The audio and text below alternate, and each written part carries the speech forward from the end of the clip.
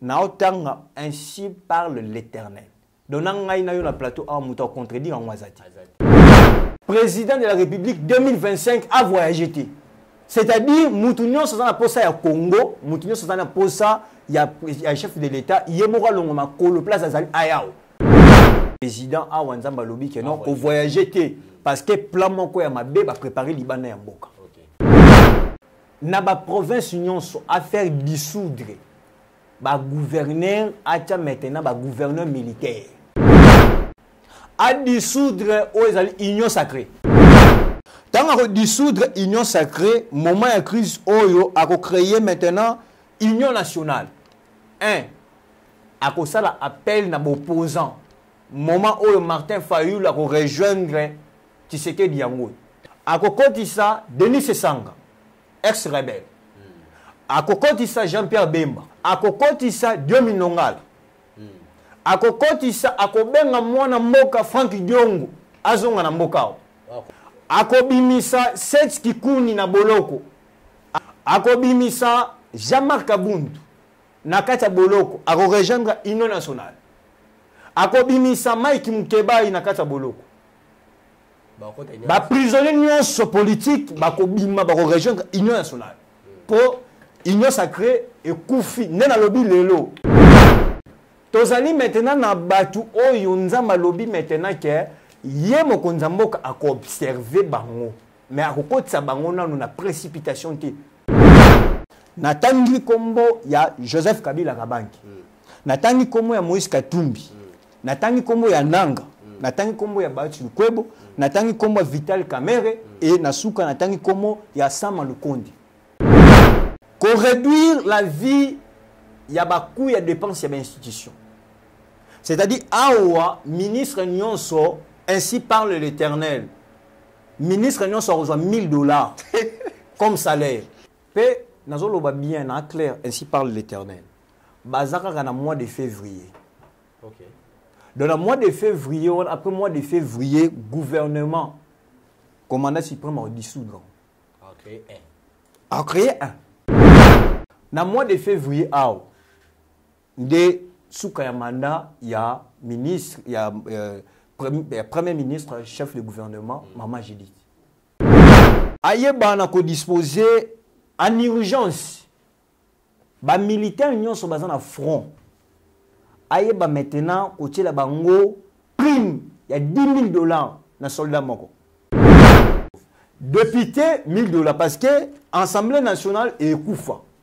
Sénat paye Koufa. Na fin février. A dissoudre Sénat, a dissoudre na Assemblée nationale. Dissoudre Assemblée nationale. Parce que Moutro dirigeait l'Assemblée nationale à Zanakata Mabe. Dissoudre Sénat à Zanakata Mabe. Bisso, ba église, Torosan Milara Moukoula dimanche. Lundi, samedi, pas d'activité dans l'église. Et là, tout ça, dans un moment de guerre. Moutou, à côté de la chambre, on est abonné à Nzan. Au kilt et action des millions de milliards et coups dans la kilt wana. Magamouane zati. Et puis chef de l'État organise un moté. Pour avoir ainsi dit l'Éternel dans un moment de crise, nous avons péché à moté.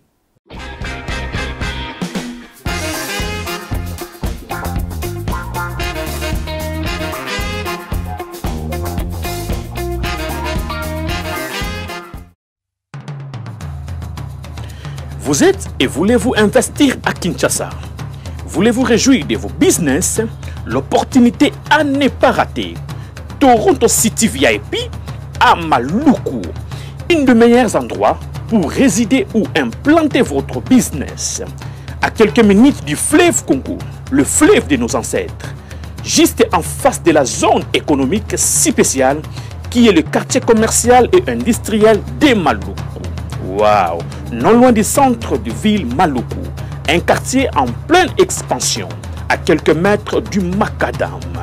Toronto City vous propose un terrain de 20 mètres sur 20 avec des bornes cadastrales. Sur un site accessible, urbanisé, avec espace de jeu, espace vert, magasin, centre médical marché Etietiri. Pour tout contact, contactez Willy Mafuta au plus 1 90 57 30 15 40. Toronto City, waouh, les 4 qui nous réservent l'avenir de demain. Vive le Congo, vive Kinshasa. Tango nyonso molinganga nazalaki komona baninganga na baboti na bango nanga baparent baza te vi nanga pasi. Est-ce que kokufela baboti eza lisumu?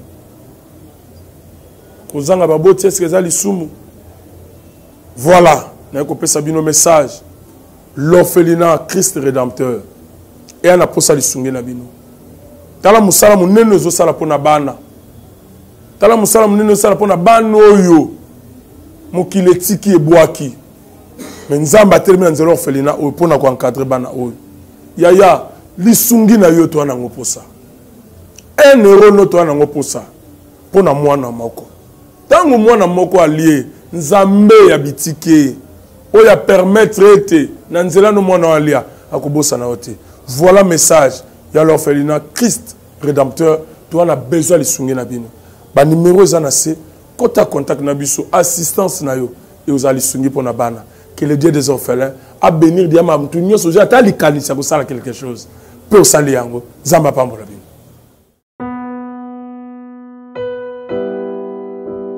Vous connaîtrez la vérité et la vérité vous affranchira. Mesdames et messieurs, vous êtes nombreux de nous suivre partout dans le monde. Ici sur cette chaîne, la Nouvelle Tendance Télévision, plus de 310 000 abonnés. Nous vous prions de vous abonner alors très massivement sur cette chaîne. Là, c'est écrit en noir, s'abonner. Appuyez ou cliquez, évidemment, il y aura une cloche qui va sortir, tu vas être la première à recevoir des notifications à chaque fois qu'il y aura une émission en ligne. Mesdames et messieurs, n'hésitez pas à appuyer sur la cloche pour avoir de belles émissions ici sur cette chaîne, la Nouvelle Tendance Télévision. Merci à la grande équipe qui nous accompagne toujours au Forum Moulin pour faire de bons travail. Merci à Corneille aujourd'hui qui est derrière nos caméras. Merci à Gédéon le Huawei. Merci à celui que moi j'appelle le professeur Jordan Panzou. Lui nous enseigne la réalisation. Merci à lui et sans oublier Alain Dele. Voilà, mesdames et messieurs, lui, c'est pour la première fois de recevoir cet homme de Dieu, c'est un grand homme de Dieu, ici dans notre plateau. Surtout la réponse à nos questions, c'est notre émission. Alors, c'est le prophète Mike. Il est venu pour la première fois. Alors, on va prendre le temps de le connaître. Qui est le prophète Mike? C'est vrai, mais ici, c'est pour la première fois. Alors, déjà, vous avez visibilité à Nouvelle Tendance Télévision et puis audience, c'est Nouvelle Tendance Télévision. Tant que nous je voulais profiter de cette occasion forcée et puis donner du courage à nos FARDC, Forces armées de la République démocratique du Congo. En tout cas, on est derrière vous, on est de cœur avec vous. On nous a peut-être dit de ne pas dire des choses dont vous n'êtes pas en mesure de les dire, mais en tant que patriote, ça fait tellement mal. On a des choses à dire pour l'amour cannabis. Tellement de choses à dire. Vous voulez qu'on dise? Vous voulez qu'on parle? Parce que nous ne devons pas déclarer la guerre, s'il vous plaît. Le chef de l'État a bien parlé. Il parlait de la guerre. Mais est-ce que c'est notre guerre ou on nous attaque? Question mark. Il y a tellement à dire, surtout il y a une analyse. Il y a décortiqué mon chef de l'État, il y a décortiqué aux communautés internationales. Il y a tellement de fake news. Parce qu'aujourd'hui, le matin, on a suivi RFI. Oh, Afrique du Sud a tenu les buissons. Oh, France, Azako, Pesa, Bamindo, Kina, Rwanda. Il y a tellement de fake news. Oh, Kuna, Batana, Bakomi, Prestel. Alors, qui dit la vérité? Source et fan du web. Alors, on va essayer de parler de ça aussi avec notre invité. On va toucher quelques points d'actualité aussi, parce que ça nous oblige de parler et de faire mieux. Il est avec nous sur ce plateau. Oui, c'est le prophète Mike. C'est pour la première fois la Nouvelle Tendance Télévision. Bonjour et bienvenue. Bonjour, monsieur Ebran. Et comment vous allez? Oui, ça va. Merci de me recevoir sur votre plateau. Voilà. Je vais bien. C'est pour la première fois? Oui, c'est pour la première fois. Vraiment, je bénis tous les abonnés de cette grande chaîne nouvelle tendance, les autres allaient partout, en Amérique, en Europe, en Asie, en Océanie. Je vous dis, je passais dans d'autres chaînes, mais je suis tellement dérangé, on me dit que non, il faut toujours passer. Dans la nouvelle tendance, il y a M. Brand, il y a M. Alain Delé, donc il faut jouer, il faut tourner avec eux. Alors, ça va faire quelque chose de bien pour ce que vous êtes en train de faire pour le peuple de Dieu. Il y a qu'on délivrer Batou, il y a qu'on prophétiser pour la Batou, qu'on prophétiser pour la nation. Et voilà qu'aujourd'hui, je me suis vraiment coupé de 1000 morceaux, afin que Naïba pour répondre à l'invitation et à une nouvelle tendance. Voilà. Tout ça en 2025. Ok. Vous en avez Etonga. Etonga comme l'église, c'est l'église évangélique Christ bâtisseur, paroisse des Bérets. Mais à Kati, il y a l'église. Et tant que prophète, Dieu m'a donné maintenant mission internationale chrétienne, les archanges. Donc, comme Mika en cible. Oyo que non, oui, donc on a Vandeli. Moi, c'est mon nom c'est Michael. Moi, je suis un guerrier. Je ne suis pas docteur, moi, je ne suis pas pasteur, je ne suis pas évangéliste non plus. Qui que ce soit, moi, je suis prophète. Dieu m'a doté, mis sur Komona, et puis il m'a doté maintenant le mandat. Il y a que délivrer mon esprit impie. Mutu wazaki na chômage ko pesa musala mutu azangi libala ko pesa libala mutu oyo azangi mbongo ko pesa mbongo. Moi je suis un guerrier, ngana zana ba prière te ba supplication, moi je suis là. Donc je suis ngana guerrier. Moi je ne suis pas Séraphin. Je ne suis pas Séraphin, je ne suis pas chérubin, je ne suis pas Phoenix, ngana za archange. Ya omoni batu tout au bazap ezala en Amérique, en Europe, en Asie et Océanie, même ici au Congo, moi je suis entouré par des archanges. Moi je forme des archanges. Dans le cas, il y a un combat spirituel. Comment récupérer le oyo, diable, aïba kiyo, au zongi sa la vie. C'est là le domaine. L'église est allée précisément à Kinshasa, mais en Ngalim. En Ngalim. Oui. Ah, tout près pour toi. Ok. Ah, voilà. Prophète Mike, okay. Vous êtes archange. Comment vous avez débuté ça là? C'était facile ou appel Ah ok, ça c'est une très belle question. Donc, internaute, moi, le prophète Mike ou Michael Bosoki, je suis sorti d'une famille de sacrificateurs. Okay. Donc, mon père biologique, en même temps, mon mentor spirituel, c'est évêque Jean-Patrice Bosoki. Okay. Donc, il y a un botami na kati ya libota ya Christ. Papa Botinga yemokonde mutu a coaché dès le bas âge. Na musala oyo. Moi, j'ai commencé à l'école de dimanche. Et na école de dimanche, wana to na kati ya église o lelo bazobengango Isekin, mais à l'époque Istek. Déplacé na ban école de dimanche na ngai. Et tant on a mati kuna na école de dimanche, na silisi na kei komata maintenant na église à Mikolo. Na église à Mikolo kuna nde non. Et ben non n'a passé à déjà le monde entier me suit. Le monde entier me suit. Et puis n'a venu monsieur Brand Baby qui non, c'est bien le prophète Mike. Okay. J'ai un parcours, il y a même des photos, il y a des vidéos. Oh que non, Papa Botinga, c'est depuis 1979 oh nzamba bengai. Donc mon père ngai avant na botama déjà na kuti na musala nzambe. Donc je suis né dans racine comme sacrificateur. Donc nga fabriqué ngati. Moi, je suis sorti na ba entraille ya mutu oyo déjà azana kati ya sacerdoce. Vous comprenez? Donc nazana makamuna na sala ka onazoka 10 fois nanga comme business, comme société nangai, entreprise nangai, mais sacerdoce ezali eloko na botami nango. et na kati ya kobota manango wana déjà. Bon, je ne vais pas citer de certains noms parce que okoki kobota manakati ya makambongo, mais non, c'est-à-dire quoi? Je ne vais pas que vous citez le nom de parce que non. Je veux que qu'on se parle, qu'on parle des prophètes Michael. Non. Donc détrompez-vous. Papa est vivant. Mais nazako œuvre na kati ya ministère ya papa, mais naza na mission o nazako diriger. Nga naza na mission internationale chrétienne les archanges. Naza na kati yamba oyo papa zako diriger, mais naza na mission na part entière. Moi je ne suis pas là pour comment dirais-je ko diembe la na iloko oyo et papa baneko diriger. Non.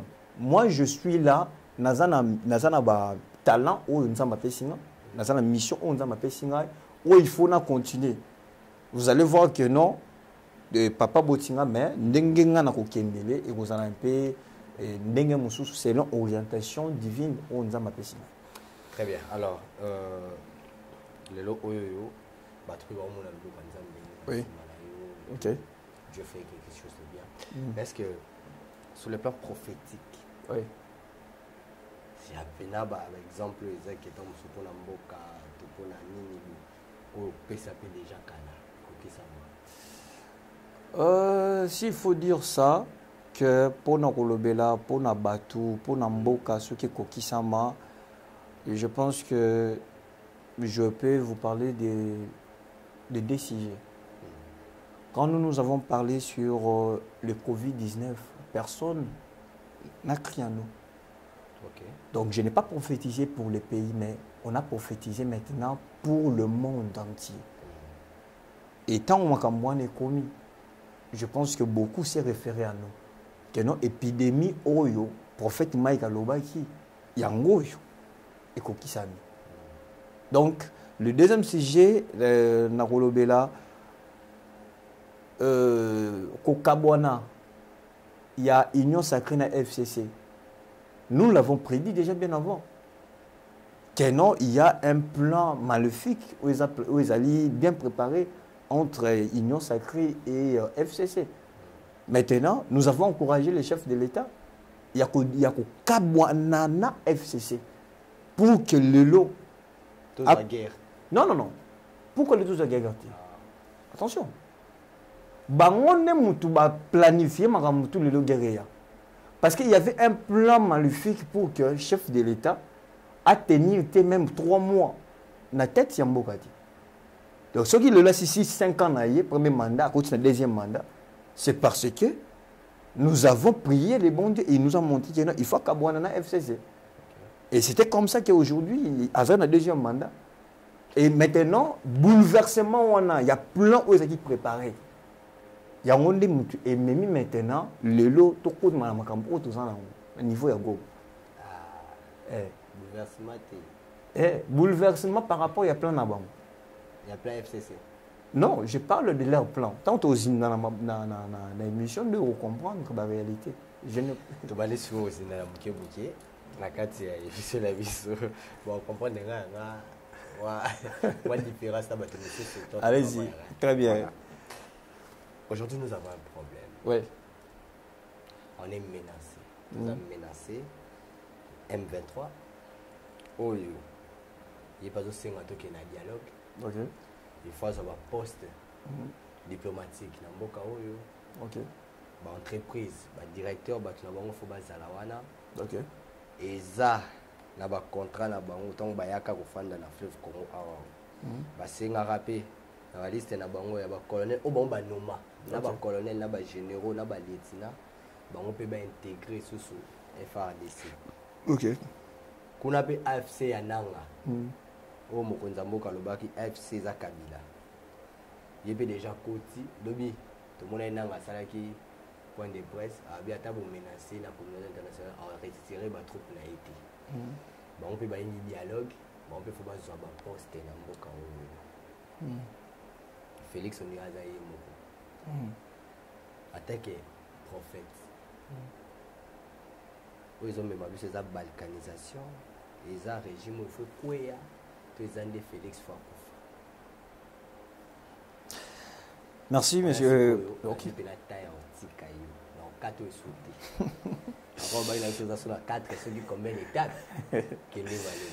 Merci, ma chère internaute Bazolanda Bisso. J'en profite de saluer et puis de présenter mes voeux le meilleur à Baguetta et puis son fils Emmanuel depuis quelque part. Je salue maman Monique avec ses filles depuis les États-Unis, maman Evelyne, Nathan et Grady depuis France. Question dans les amalam, c'est pas dans ma case. Et l'autre mon côté et qui comme là-bas dans Zambé, ce qui Nzambé a révélé en moi. Ce qui se passe aujourd'hui, ça a été déjà révélé. Maintenant, le problème, c'est quoi? Le problème est que il y a d'autres serviteurs qui sont vers chef de l'État pour des intérêts égoïstes, pour chercher des postes, pour chercher l'argent. Moi, je ne suis pas là pour chercher les postes, je ne suis pas pour chercher l'argent.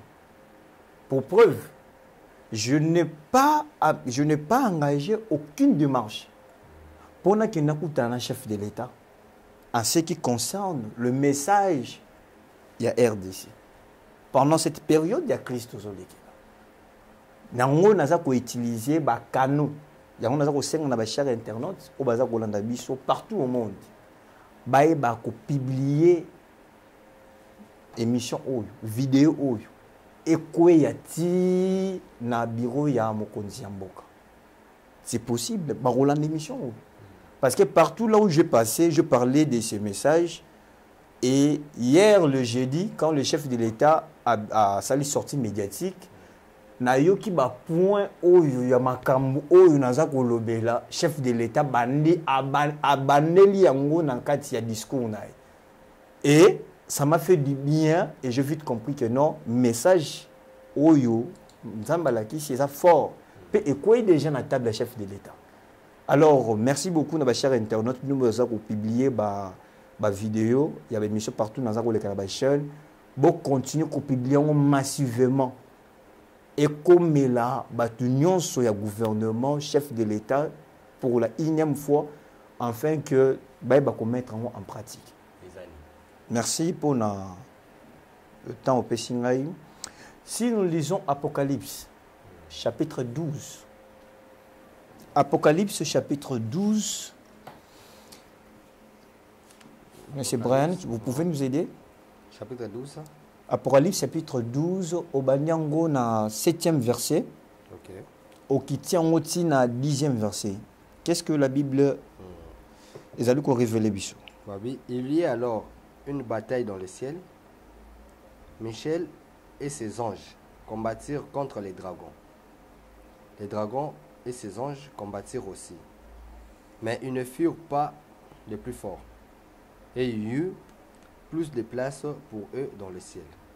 Ils firent jeter dehors les grands dragons, les serpents anciens, appelés le diable et Satan. C'est lui qui égare toute la terre. Ils furent jetés sur la terre et ses anges furent jetés avec lui. On continue. Oui, allez-y. Puis j'attendis dans le ciel une voix forte qui disait Maintenant le salut est arrivé, ainsi que la puissance, les règnes de notre Dieu et l'autorité de son Messie. En effet, il a été jeté dehors, l'accusateur de nos frères et sœurs. Celui qui les accusait jour et nuit devant notre Dieu. Ok. Allez-y. Oui. Ils ont vécu grâce au sang de l'agneau et grâce à la parole de leur témoignage. Ils n'ont pas aimé leur vie au point de craindre la mort. C'est pourquoi, réjouis-toi, ciel, et vous qui habitez le ciel. Mais malheur à vous, habitants de la terre. On continue. Oui. Mais malheur à vous, habitants de la terre. Chité. Et de la mer, car le diable est descendu vers vous, animé d'une grande colère, sachant qu'il reste peu de temps. Merci. Place au Tanga, M. Brian. Awa, il y a eu un problème pas na mabele place tovandi mais likolo et là qu'on est likolo kuna Satan autobengi l'ange Lucifer qui chargé pour l'adoration aluli bokondi leadership oyo ya nzambi wakela yunanga aluli comment est-ce que baza ko adorer ye pas lingi pe baba na ko adorer ye pas lingi azana biloko oyo ba richesse ya sol na sous-sol ya RDC. C'est comme Paul Kagame aluli bokondi afati aluli le richesse de sol et sous-sol où ils allaient à Congo. C'est chose grave. Même au niveau, il y a une communauté internationale. Il y a un marché mondial là où on fixe de certains prix. Mais comment nous avons mis tout le temps au midi pourquoi? Dans la statistique, il y a une matière première. Rwanda a joué colta wapi. Na mabele Rwanda yo mona colta. To ba joué colta na mboka na biso ba ke kokunda na mabele na bango. Oui, je vous dis. Maintenant, qu'est-ce qu'il y a eu? Tant que Lucifer a luli bokondi yanzambi. Maintenant, en termes de leadership, mais c'est vrai, Narozala Lelo très prophétique et Narozala un message tellement fort. Et puis, je ne perds de rien. Je suis archange, il va me protéger.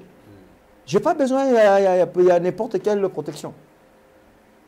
Tant qu'on va l'ouli, même pas une seconde, Dieu autorise à l'ange Michael et ses anges d'engager guerre. Il fallait que depuis le commandant suprême, Félix Antoine Tshisekedi, il fallait engager guerre. Tout ça en retard. Ce qui est là, comme à niveau, il faut attaquer Goma. Parce que le président, le commandant suprême, a eu beaucoup plus dans le dialogue, qui n'a rien abouti. Dis-moi, quel dialogue aujourd'hui que le peuple congolais ils vivre en paix? Dialogue de mon côté. Il y a Angola, il y a Afrique du Sud, patati patata. Il n'y a rien. J'ai aimé sa sortie médiatique. Il y a lobby. Vraiment, commandant suprême, Félix Antoine Tshisekedi, il n'a pas mis le place aux alliés. J'ai aimé, j'attendais ça. J'attendais ça et il a déclaré guerre. Si, vous êtes guerre. Monsieur Brian, tant qu'on va pour Mabatuna Est, on ne fait pas semblant d'être leader. Na cours il y a leadership, moi j'ai appris. Cours il y a leadership. On ne fait pas semblant d'être leader. Un leader, il reste leader. Donc, na sepeli comme que yomoko président. Malgré le retard. Non, malgré le retard, mais aujourd'hui, il accepte que nous sommes en guerre. Maintenant, dans le temps de guerre, il y a une période de crise où le peuple, et tout ça, ça. Ou bien, Mboka, ils allaient passer. Maintenant, si on a Genèse 40, du premier verset jusqu'au 23e verset, tant pis à crise, ils allaient le loter. Dans le niveau d'Égypte, ça les maquillé. Maintenant, qu'est-ce qui s'était passé? Le roi Pharaon, à l'Otindoto, Bangombe 7, et Zali Komela, Bangombe 7, Yamineni. Yamine 7, et Zakomela 7, Yamineni. Et troublé, tout mon côté, parmi la ceinture, il y a un problème pour les gens. La ceinture, il y a un problème. Il n'y a pas quelqu'un au Azali ou quelqu'un de la matière. Pour la marameta de guerre est. Tant que l'angaï n'a pas conseillé, n'a pas maîtriser. Ou il a expertise. Il y a guerre est. Azate. Non, je parle de conseiller. Ah, okay. Azate, na cabinet chef de l'État. Azate, y compris même son directeur de cabinet. Maintenant, le problème c'est quoi? Ici, maintenant, na ba ange ou nzamba sali.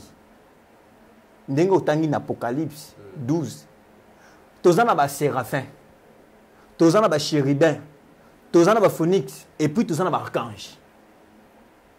Tango bêtise et koti par rapport au leadership nae, yemoko nzambi a engagé guerre.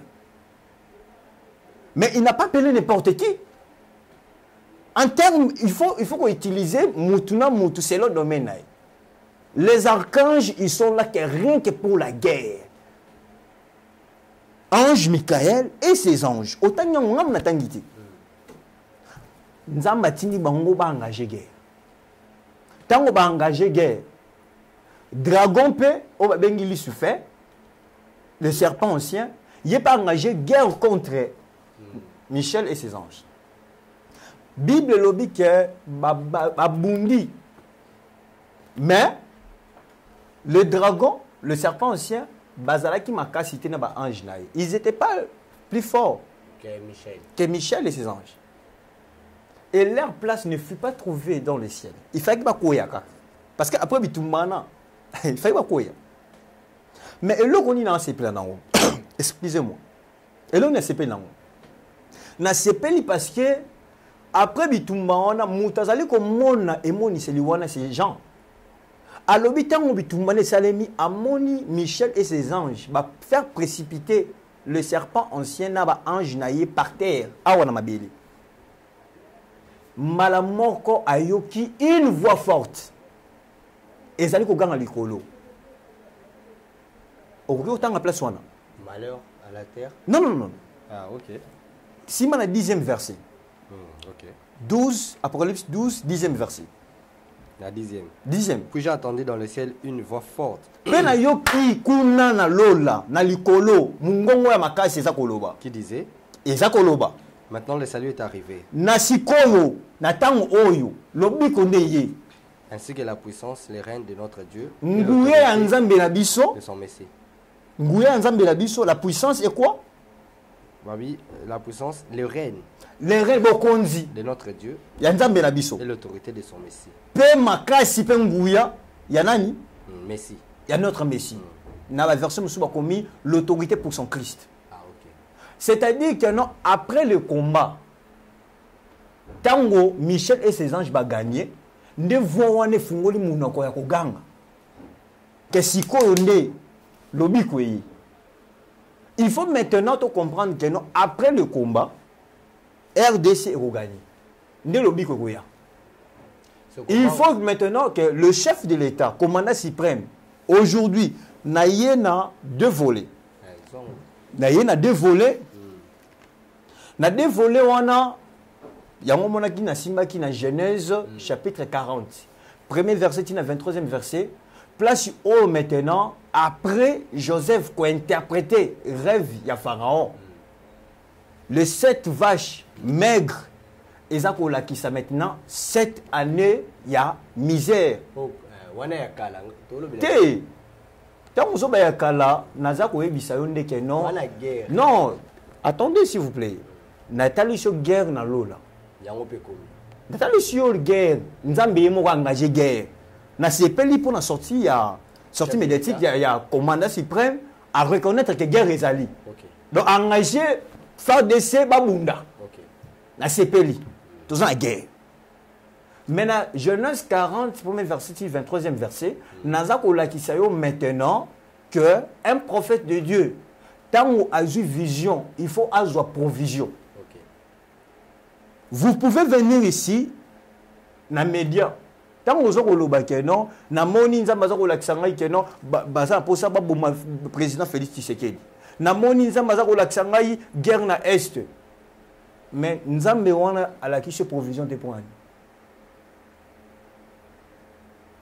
Nzambeka il révèle na mosali nae a pesiye et moniseli a pesiye pe provision. Nde esika okoye bakeno message o euti pa nzambe. Maintenant en ce moment ici le président moral nae tant on calcule mo zandengeni. Il faut mituna moral le président sur la mitu zandengeni. Maintenant, il y a ça et moi, nous mais quelles sont les provisions, des méthodes, des stratégies où nous avons payé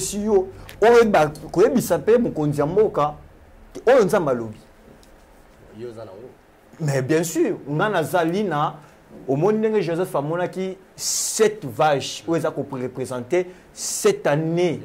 Il y a souffrance. Joseph a géré en haut. Et puis 7 vaches, où il y a mis de graisse. Ils ont 7 années d'abondance. Comment est-ce qu'on géré en haut? Et Pharaon a Pesaki. Joseph, comme nous interprété, notre langue peut monter manangé kiti au gérer 7 ans. Il y a tant auto ben misère, puis 7 ans il y a abondance. Alors moi j'amène maintenant pour le Congo tout entier. Tant il y a crise, qu'est-ce qu'il faut faire? Et puis tant crise est sur tant maintenant makamutu érosion sur les rails, qu'est-ce qu'il faut faire? Avant de commencer, tant que nous avons cette crise aussi, tant que AFC a reçu Congo Mobimba, tant que nous AFC, vous êtes sûr que nous avons reçu Non. Dans le monde, ça. Non, pour votre information, laisse-moi vous dire. Sortie médiatique, il y a un à Salon, on a RDC, nous avons l'œil prophétique. Tout le monde. À ça, on est en RDC. D'abord, pour votre information, Nanga n'est pas en RDC. S'il est en RDC, tout le monde est en RDC. Il est en train de jouer à la psychologie. Il joue à la psychologie. Écoutez, je vais avancer. Ici, qu'on comprendre ce que Dieu a dit pendant le moment de la crise. Voilà. Et puis, tant que la crise est ici, c'est que maintenant, le commandant suprême, Félix Antoine Tshisekedi, a ça là maintenant, après le moment de la crise. Non, après le moment de la crise, on a le pouvoir parce que mission n'a y Azan on a pour la mission. Azan pour la mission. Il y a un monarchie qui est bande qu'on a biso bakanisa qui que non que pendant 3 mois oyo atika ba pesa qui net 3 mois il y a la tête mboka mais aujourd'hui il a fait après 5 ans et après mes mandats à qui sous son deuxième mandat. Donc c'est pour vous dire. Merci. Nabi qui est impatient. Même les chers internautes sont impatients pendant le moment de la crise. La crise. Voilà le méthode où tu peux observer pendant le moment de la crise. Je mets place mon chef de l'État lobby qui est non, Azali coordonné, le gouvernement va prendre des décisions rigoureuses. Donc, l'excellence chef du gouvernement, Madame Judith, il faut avoir des mesures rigoureuses. Première des choses, on a qui ça. Nous ne pouvons pas, pendant que nous avons Goma et que nous avons vendu dans la terrasse, nous avons lia, nous avons mela, nous avons lianta bangulu. Non. C'est-à-dire que non, désormais, nous avons le commandant suprême, le gouvernement. À partir de ton tu il y a 14 heures. Fermeture, il y a toute activité. Pendant que fermeture, il y a activité, nous sommes au Salema. Maintenant, Mboka est contrôle. Dans ma sécurité. Il faut fouiller. Dans la province, nous à faire dissoudre. Le gouverneur a maintenant le gouverneur militaire. C'est la Kinshasa. Oh, nous sommes bien. Et la Kinshasa, et les 26 provinces. Le gouverneur est militaire. C'est pas Fifi Massou. Dans le lobby, clair. Ici, je ne cite pas le nom. Dans le lobby, bien que non, Wuta na Ngomba Kinshasa. Tina ba province nyonso. A quoi il s'est gouverneur ou nyonso, a tia ba gouverneur militaire. Tous en moment crise. Ainsi parle l'Éternel. A tia ba gouverneur militaire, pas seulement dans Nord Kivu, mais et 26 provinces Mobimba. Première option.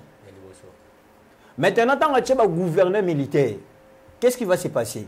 À partir de 6h, 14h, fermeture de l'activité. À partir de 14h, si tu comme à 6h, maintenant, et comme moment où il y a la sécurité, baza ko fouiller. La loi couvre-feu. Couvre-feu. Baza ko fouiller maintenant. Ndaku na ndaku. Bilanga na bilanga. Mais ça batu mususu baza na ba matos. Bino bomona ki ngotene ba bimisa ngona ba terrasse awa na palais de marbre. Na kati terrasse ba bimisa ba arme de guerre. Omona ki ngote. Omona ki ngote na niveau ya gel omona ki ngote. Il faut que non commandant suprême appelle ça mot d'ordre na service de sécurité ba ko fouiller banda ko nyonso Kinshasa pe banda ko nyonso ba province.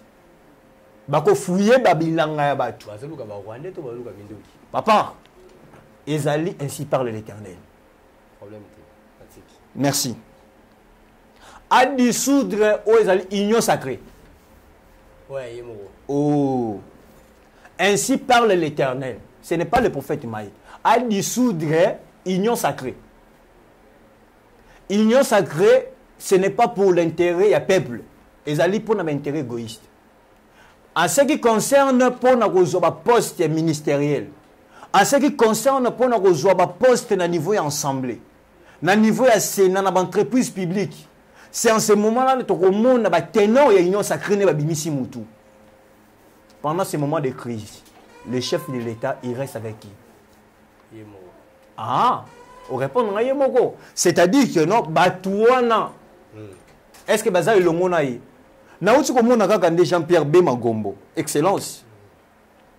Azali en charge, c'est le vice-premier ministre en charge du transport, mais Azako ça là maintenant, Azako contourner pour un recrutement.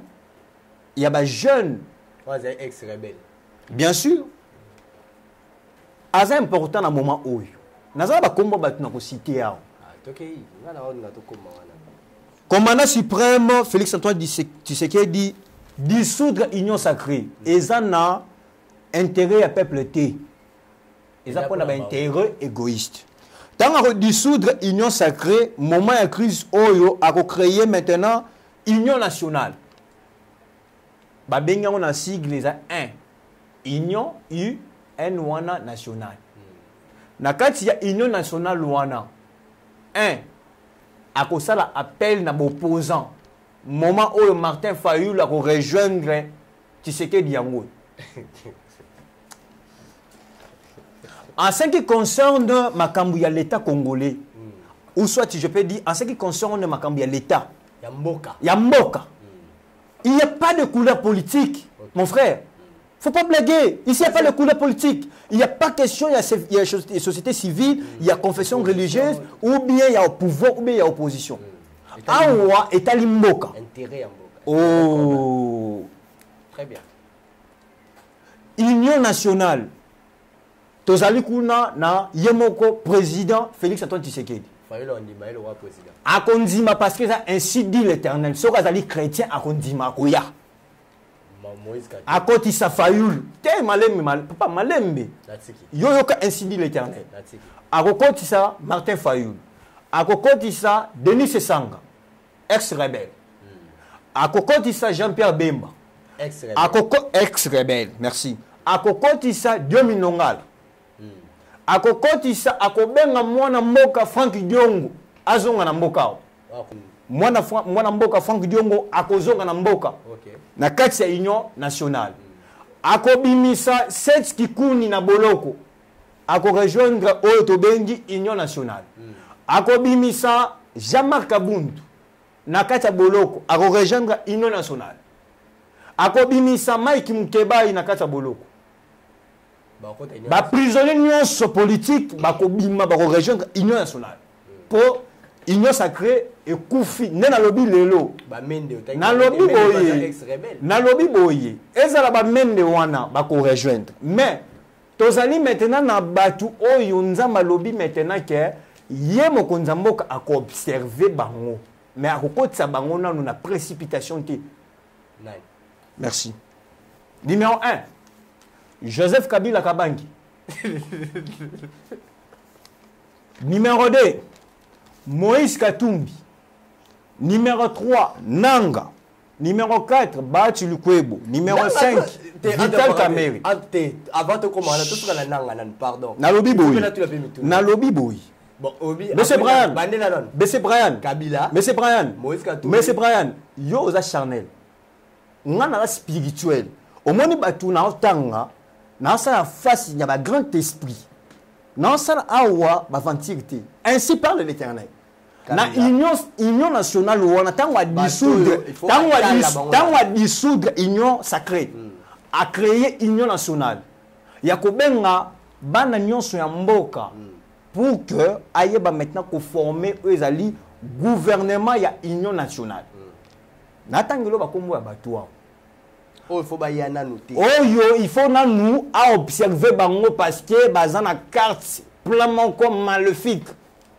Bakokota na na loyenge boyete, il faut yé mon konzambo ka observer bango. OK. Natangi kombo ya Joseph Kabila Kabangi. Natangi kombo ya Moïse Katumbi. Natangi kombo ya Nanga. Natangi kombo ya Bati Lukwebo, natangi kombo ya Vital Kamere et nasuka natangi kombo ya Sama Lukondi. Nasaba. Oh. Ainsi dit l'Éternel. Olinini. Yo comme ko contredire maloba on nzamba lobi. Na butu wana tango na lamuka ki nzamba tango zo lobo yo zakita. Ngana komisi. O ka yozui. O ngana zui. Ozalo un problème té. Merci. Donc Sama Lukonda yate. Na lobby bien. Observer na répéter. Bakomba batu. Ngasko na zonga na kombo moko Nanga. Na bango wana nyonso, c'est-à-dire que non na minute oyo. Non, attention.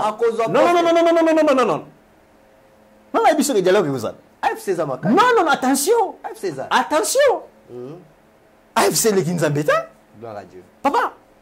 Les archanges.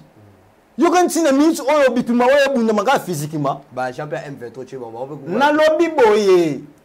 Selon ba principe nzamba pesi oyo ngai nzamba révéler nga dialogue ezati. OK. Commandant suprême azakolanda ngai dialogue ezati na mboka oyo bitumba to gagner. Na lobby bo. Commandant suprême azolanda nga Félix Antoine Tshisekedi. Dialogue na mboka ezati. Eza la communauté internationale ba casque bleu ba bima na mboka oyo bazonga. OK. Parmi les principes. Ba casque bleu ba bima bazonga. Donc chef de l'État a joie ils allaient faire des décisions rigoureuses, ils allaient revenir naïe, abimisa, ba casque bleu allez bazong. OK. Là si wana yali boso. Tolobaki va dissoudre union sacrée. Wana lobaki yango a créer union nationale 1.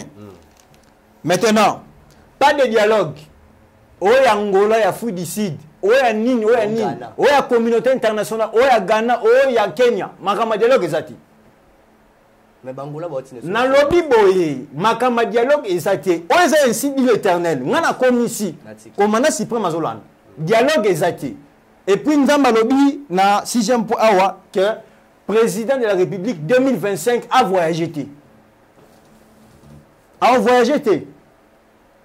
c'est-à-dire mutunyo ça na posa ya Congo mutunyo ça na posa ya chef de l'État yemora longoma ko le place azali ayao parce que a sous contrôle ya Congo. Mais quand le chef de l'État quitte la terre de ses ancêtres, à Bini Libanda, à cause de sous na contrôle na bisoté. Parce que awa bisoba na mboka et c'est la bisoba prophète. Azali sous protection ya mabonde na biso. Très important. 2025 a bimate. Ako bimate ti décembre, ti nene aussi là, ako voyager té. Azana biso a. Makama voyage ya président de la République ici. Oaza na posa nae, oaza posa Congo, aya na mboka o. Comme ça, tu peux contrôler ayo ko lukani ni posa nezani. Parce que y a mon chef de l'État lobby qui a notre zoba décision rigoureuse. Olanda qui est lobby. Et ça va décision rigoureuse. C'est un point.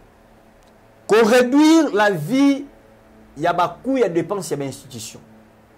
C'est-à-dire, awa ministre Nyonso, ainsi parle l'Éternel.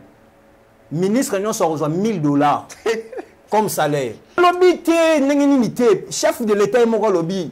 Va réduire train, il y a des dépenses, il y a des institutions. Tant on a fixé les prix. Dans le lobby, on a banni qu'on passé message depuis semaine passée. Le président a lobby, j'ai dit. C'est-à-dire, à l'année, en commençant par le chef du gouvernement, Maman Judith, Premier ministre, $1000. Oh. Tokiti, ministre.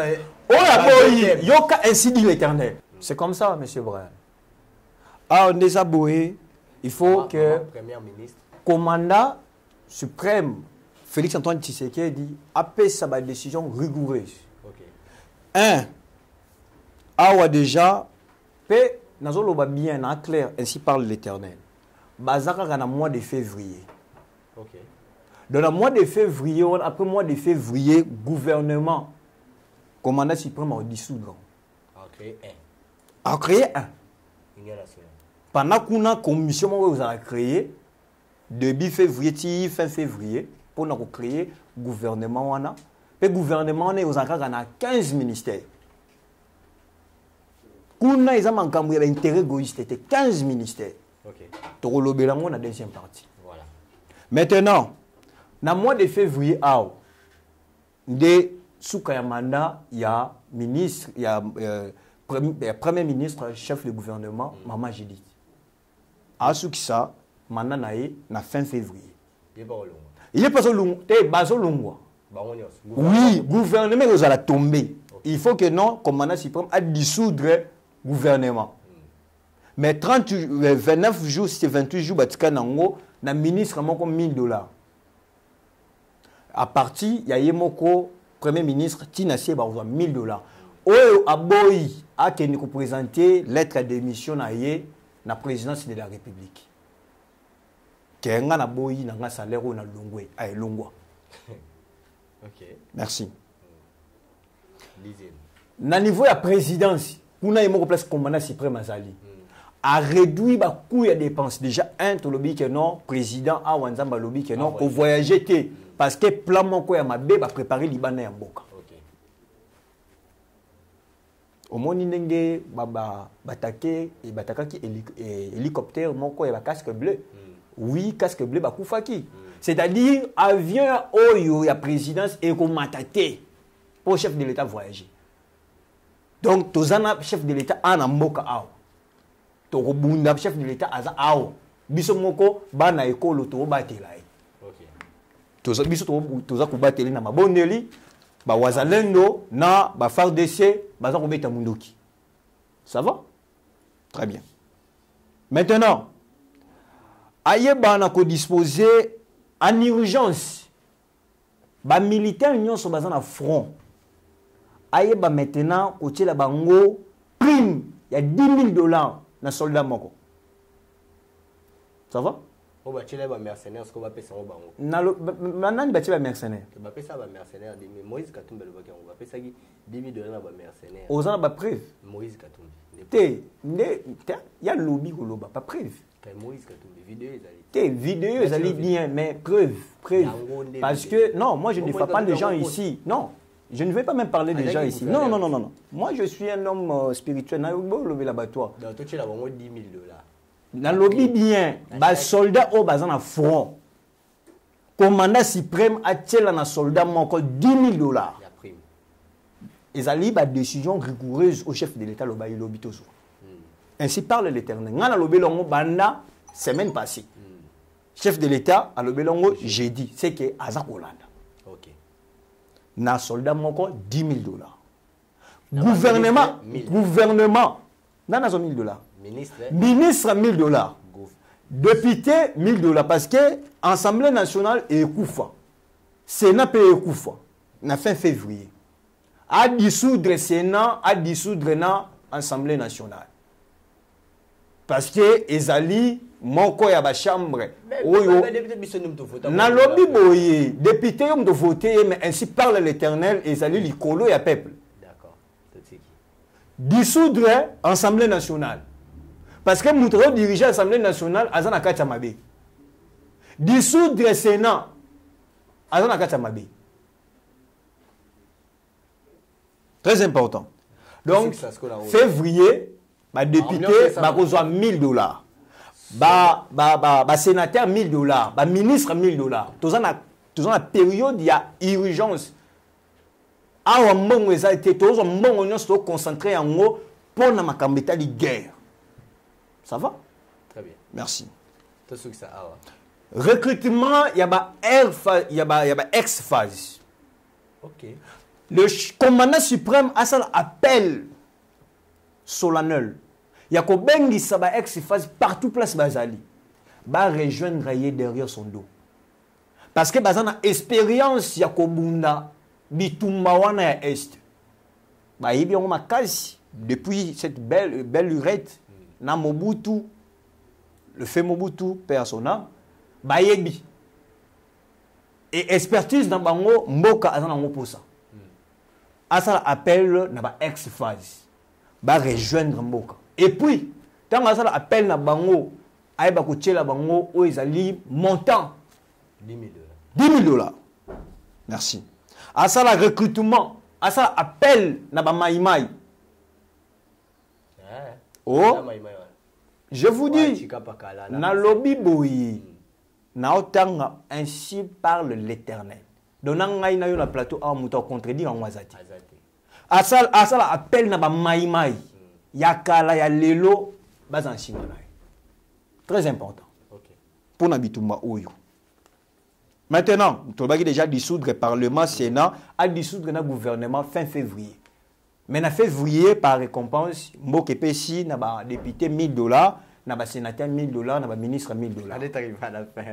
Merci. Mais, non. Si je peux citer. Oui. Ok. N'a pas de dialogue. Déjà, tout le béla qui en gros. Le chef de l'État, commandant suprême, a se retiré. Mboka na biso na ba structure wana nyonso. Union africaine. Communauté internationale, azongi sa ba casque bleu na mboka na bango. Robaki yango, Monisco ezonga tout Sadek a se retiré mboka na biso na bleu wana. Parce que ils sont complices. Tant que tu vas au Fakuna, il y a rien, silence total. Donc il y a la complicité. Na Robaki a dissoudre union sacrée. Et comme un. Na un wana maintenant tous en a bateau oyo to bakoya, mais bateau il faut observer na tanga komo na bango. Maintenant, pour clôturer, parce que au monument comme Oyoza, on a pêché Oyo. Et comment tu as déjà posé ton amour? Merci. Na Kinshasa, pas d'ambiance. Ba boîte de nuit et au fonctionnalité. Ba église, biso, ba église. Tu ressens milaka comme la dimanche. Lundi, samedi, pas d'activité dans l'église. Et là, tous en un moment il y a guerre. Mutu à côté de la chambre ne abonné na nzambe. Toboyi magamu o côté de sabat na martyr. O kilte et action des millions de milliards et kufaka na ba kilte wana. Magamu wana ezati. Et puis chef de l'État organise en côté. Pour avoir ainsi dit l'Éternel dans moment crise nzamba pêche en côté. Maintenant mutu abonné na nzambe na na chambre na. Parce que Mongo est concentré 6h à 14h. 6h à 14h. Pour d'autres. Pour maintenant, le gouverneur Union Oyo Bazali sur place, chef de l'État a dissous le Kabango.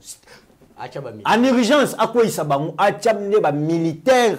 La tête, il y a province. Voilà. Maintenant, pour chiter, l'activité, ils ont la province de 6h à 14h. 14h maintenant, votre service va jouer maintenant contrôle. Il y a bilo qu'on y contrôler qui est qui. Maintenant, tant que comment na sikoyo nzambe ya sunga biso na mikolo koya to kolobela maintenant phase maintenant oyo après crise ni koya ndeto kokota kuna makambo maintenant il y a carte d'identité. Mais c'est brand oza nani? Papa na yo nani? Maman na yo nani? Obima wapi zamba na bino zanini? Mai na bino zanini? Territoire na bino zanini? Tribu na bino zanini? Parce que batu mususu baza ko vivre na Congo, ba yebi même territoire na bango te tribu na bango te parmi comme ça ba congolais. Ce sont des infiltrés. Et nzamba lobi lo boko na ye, eza dia dikona bango e ko frapper bango. Bitumba oyo FARDC to ko gagner yango parce que FARDC azana 6 mois maintenant ba archange ni ba liboso. Oyoka sangote te no ba makaku ya pembe ba lia ba rebelle na kati ya zamba makaku wane utawapi tant ba lié ba rebelle directement makaku wane limbi. Faut pas blaguer avec Dieu. Congo est terre promise, terre de Dieu.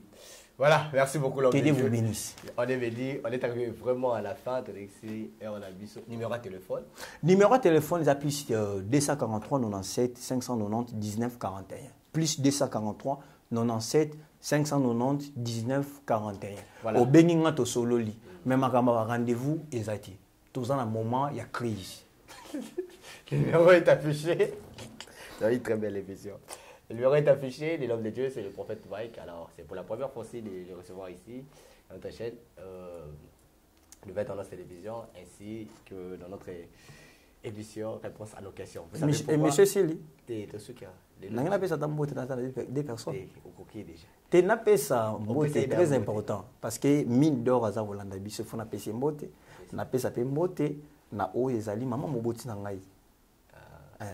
Bopé Sabina, c'est très important pour la famille Maboso qui va à l'Andabiso. D'accord, évangéliste, merci. On va se retrouver pour un nouveau numéro. Je pense que notre deuxième partie, ça viendra trop vite de continuer avec l'homme de Dieu, le prophète Mike. Portez-vous bien. Après moi, c'est Alain Délé. Au revoir. Merci. Merci, Banakin, Bana monde entier. Merci bien-être. Sougala café, le logo na mêlé logo mais le logo est amabé. Il y a bien pour na panne technique mais ko sale la on ndenga mabete sale la ngo pour na mama. A célibataire to lingi bino ate. So maka boma mokolo bala pourtant mzo ba produire ngo soute. Merci bien-être yango yo.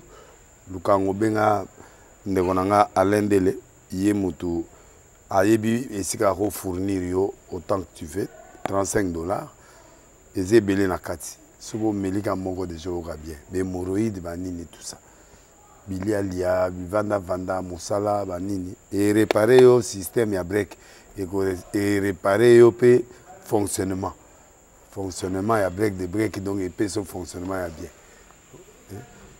to comme ba congolais toujours gagner ba match on va défaite pas technique en plein match c'est pas bon zongela et loco ngana c'est éviter de dire surtout ba pasteur bodingo mela boyawa bobenga pena Alain Délé un numéro na e pour bobenga pour bozo loco c'est important traitement poison anti-poison yango yo ne ba mususu mela ngo avant kende obima o mela ngo ça des jours atabati le loco moi cuire mon corps c'est bon oyope anti-poison donc ce que ata izana kati et longolango Alain Délé mikolo somme n'habité mindela ngo ba pese biloko ba udia po biloko ngo bendeza ya solo mikolo ba tchaka poison à toi famille te à toi problème na mututé jalousie car do ba produit ngwana ya anti-poison oyope anti-poison donc benga Alain Délé à partir na ye ayibindeni oya ozwango nzambe na nga pambola bino mi batela mboke komi biete bato bakomi na jalousie oyo tozo comprendre de souté bana mike bazo kufa mikolo bazo kufa baotiana bana bébé ba poisson donc toujours zala nanti na ndenga na nga na ndako c'est bon que Dieu vous bénisse. Bien-aimés dans le Seigneur, shalom. À vous qui ont un grand cœur, bino bao mitema nzamba pesa bino mitema malamu mitema kosunga. Fondation Alain Délé na orphelinat Christ Rédempteur bana posa na bino bana posa lisungi na bino bano baboti bakenda bano bazala moya kotanga te bato bana besoin lisungi bino bato bana mitema malamu to bana posa ya lisungi na bino na orphelinat Christ Rédempteur la kata Fondation Alain Délé kanise loko eza yondolo bakie ozanzambe ya bana bitike yo mokolo bakie osungaka basi bakufela mibali pona nini pasi ya boye o nzambe. Ils ont besoin de vous, de votre pain, de votre bouteille d'eau, de votre soutien et ça serait une bénédiction pour vous et pour votre famille. Que Dieu vous bénisse.